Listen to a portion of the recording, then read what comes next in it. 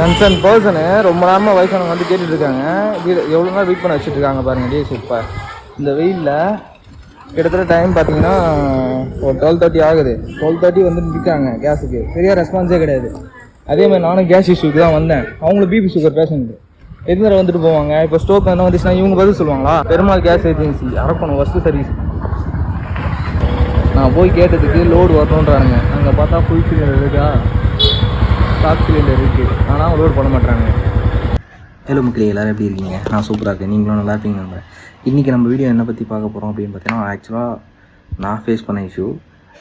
என்னோடய அப்பாவோட அக்கா, அதாவது ஆண்டி வந்து என்ன பண்ணுறாங்கன்னா தனியாக தான் இருக்காங்க. ஸோ அவங்களுக்குன்னு தனியாக ஒரு கேஸ் ஸ்டவ் இருக்கும். அந்த கேஸ் ஸ்டவ் வந்து மார்ச் மாதம் காலி ஆகிடுச்சு. மார்ச் மாதம் செகண்ட் வீக்கு ஃபஸ்ட் வீக் அந்த டைமில் வந்து புக் பண்ணியிருக்காங்க. அந்த டைமில் வந்து புக்கிங் பண்ணுறப்போ ஆகவே இல்லை. ஏன்னா இவங்ககிட்ட கீபேட் மொபைல் தான் இருக்குது. டேரெக்டாக போய் தான் புக் பண்ணியிருக்காங்க. ஏதோ புக் ஆகலை போல். சரி, இவங்க வந்து புக் ஆகிடுச்சின்னு நம்பி வெயிட் பண்ணியிருக்காங்க. திருப்பி போனதுக்கு வந்து அந்த பழைய நம்பரில் புக் பண்ணால் புக் ஆகாதமா, நீங்கள் புது நம்பர் ட்ரை பண்ணுங்கள் அப்படின்ட்டு இப்போலாம் வந்து புது கண்ணாடியில் வந்து அந்த டோரில் வந்து புது நம்பர் போட்டிருக்காங்க. புக் பதிவு பண்ணனா இந்த நம்பர்லேருந்து பதிவு பண்ணுங்கள் அப்படின்ட்டு. இப்போ அதுலேயும் பதிவு பண்ணிக்கிறாங்க. ஏப்ரல் 6ஆம் தேதி ஒரு வாரத்தில் வந்திருக்கோம் அப்படின்னு சொன்னாங்க. ஏப்ரல் 6 இன்றைக்கி வந்து 11 வச்சுக்கோங்க. 11 வச்சுக்கோங்க. போய் கேட்டதுக்கு இன்னும் 3 நாள் ஆகும் அப்படின்றாங்க. ஆக்சுவலாக ஆல்ரெடி புக் பண்ணியிருக்காங்க. அப்போ பதிவு ஆகலை, அதுவும் வெயிட் பண்ணியிருக்காங்க. அதுக்கப்புறம் திருப்பி வந்து இவங்க கொடுத்த நம்பரில் புக் பண்ணியிருக்காங்க. அப்பயும் புக் பண்ணிவிட்டு சரி கொஞ்சம் ப்ரையாரிட்டைஸ் பண்ணிடலாம்ல, முதல்லேருந்து வெயிட் பண்ணிட்டுருக்காங்கன்ட்டு. இவங்க பிபி சுகர் பேஷண்ட்டு 3-4 தடவை வந்து பார்த்துட்டு போயிட்டாங்க. நான் போய் கேட்டுட்டு சத்தம் போட்டு கத்திட்டு வந்தேன். ஏங்க அவங்க உடம்பு சரியில்லாமல் போச்சுன்னா யார் பதில் சொல்கிறது? இப்போ வெயில் காலம் வேறு, பிபி அதிகமாகிடுச்சுன்னா ஸ்ட்ரோக் வர ஆரம்பிச்சிடும். எங்கள் வீட்டில் நிறைய பேர் ஸ்ட்ரோக் வந்து போச்சு.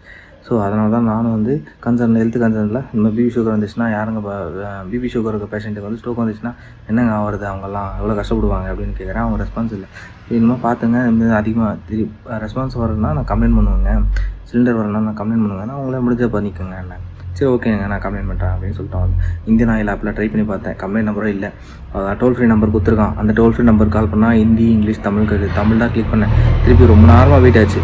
அந்த வீடியோஸும் எடுத்து வச்சுருக்கேன் பாருங்களேன். 5 மினிட்ஸ் 10 மினிட்ஸ் கிட்ட நான் 3 தடவை கால் பண்ணிட்டேன். 10 மினிட்ஸ் 30 ½ hour ஆச்சு. ஒரு ரெஸ்பான்ஸ் இல்லை அவங்க சரி. இந்தியன் ஆயிலோட டோல் ஃப்ரீ நம்பர் வேஸ்ட்டு.